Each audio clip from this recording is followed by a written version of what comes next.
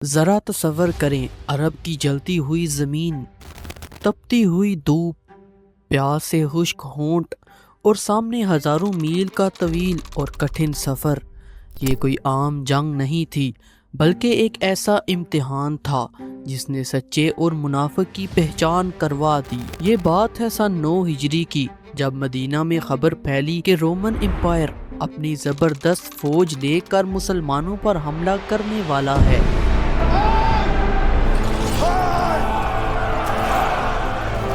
اب فیصلہ کرنا تھا، بیٹھ کر انتظار کریں یا آگے بڑھ کر دشمن کا مقابلہ کریں۔ لیکن مسئلہ یہ تھا کہ گرمی شدید تھی، وسائل کم تھے۔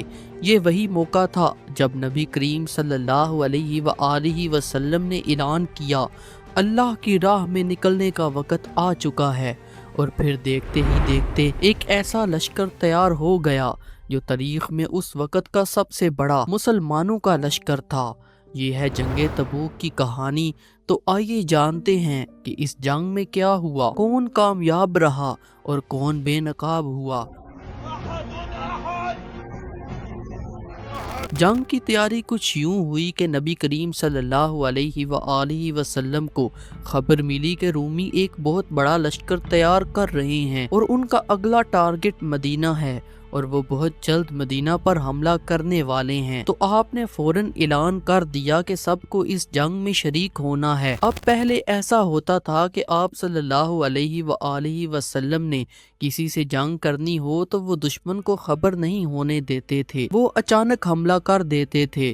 مگر اب کی بار اس جنگ کو خفیہ نہیں رکھا گیا، بلکہ کھلے عام تیاری کا حکم دیا گیا، کیونکہ دشمن بہت بڑا اور طاقتور تھا۔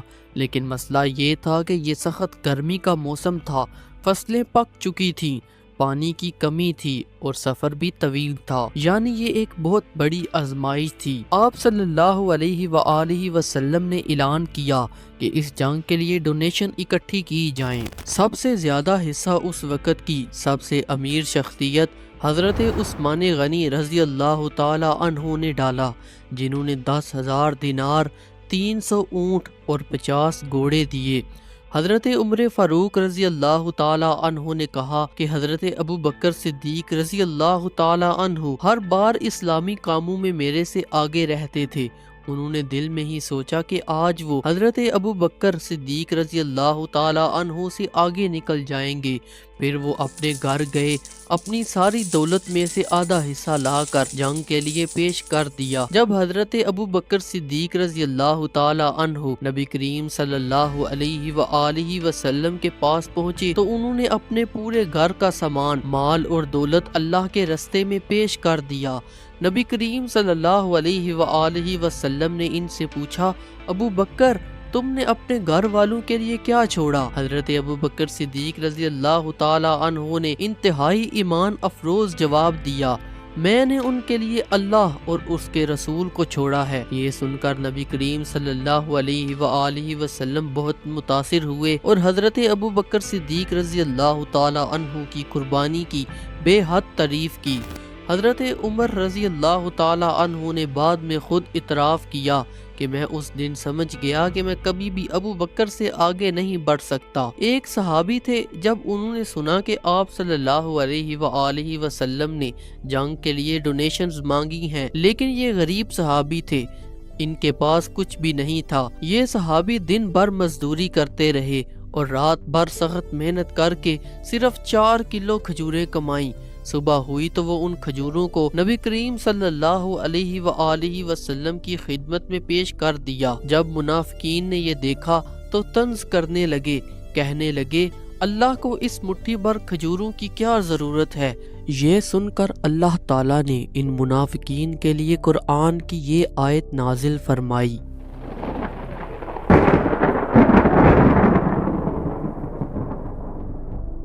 جو لوگ خوش دلی سے صدقہ دیتے ہیں اور وہ لوگ بھی جو اپنی محنت کی کمائی میں سے دیتے ہیں، ان کا مذاق اڑایا جاتا ہے، اللہ ان مذاق اڑانے والوں کو رسوا کرے گا اور ان کے لیے دردناک عذاب ہے۔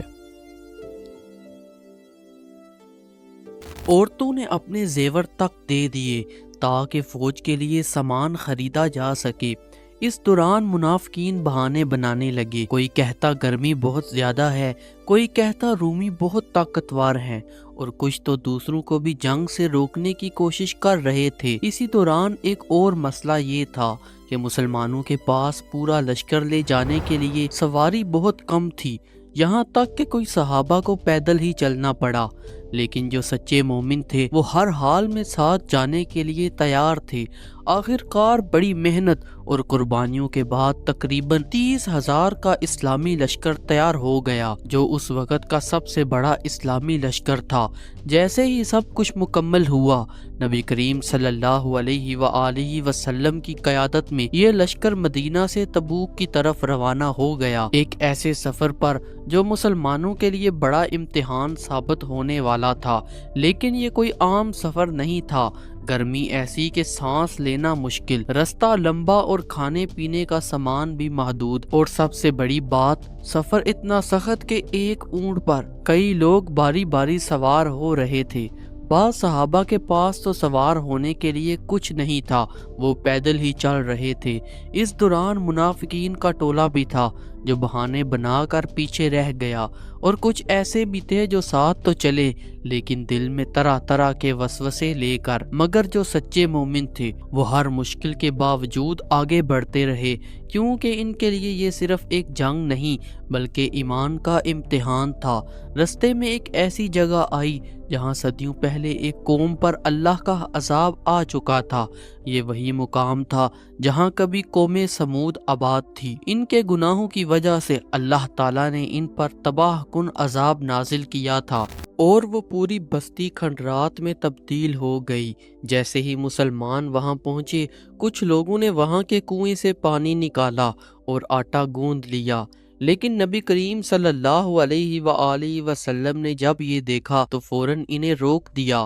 آپ صلی اللہ علیہ وآلہ وسلم نے فرمایا، یہ وہ جگہ ہے جہاں اللہ کا عذاب نازل ہوا تھا، یہاں رکنا بھی نہیں اور نہ ہی یہاں کے پانی کو ہاتھ لگانا ہے، اور جو کچھ کھانے کے لیے تیار کیا ہے وہ سب پھینک دو۔ صحابہ کرام فوراً حکم کی تعمیل کرتے ہیں، پانی بہا دیا جاتا ہے، آٹا جانوروں کو کھلا دیا جاتا ہے، اور لشکر وہاں سے تیزی سے آگے بڑھ جاتا ہے۔ آخر کار یہ لشکر تبوک کے قریب پہنچ گیا۔ ان سب کی نظریں رومی فوج پر تھیں، کیونکہ مدینہ میں جو خبریں آئی تھیں ان کے مطابق رومیوں نے ایک بہت بڑا لشکر تیار کر رکھا تھا۔ لیکن یہاں ایک حیران کن بات ہوتی ہے، جب روم کو معلوم ہوا کہ مسلمان واقعی ایک زبردست لشکر لے کر آ رہے ہیں تو اس نے اپنی فوج کو پیچھے ہٹا لیا۔ وہ ایک کھلی جنگ کا خطرہ مول لینے کے لیے تیار نہیں تھے۔ یہ صورتحال دیکھ کر نبی کریم صلی اللہ علیہ وآلہ وسلم نے تبوک میں قیام کرنے کا فیصلہ کیا۔ یہاں تقریباً 20 دن تک لشکر کا پڑاؤ رہا۔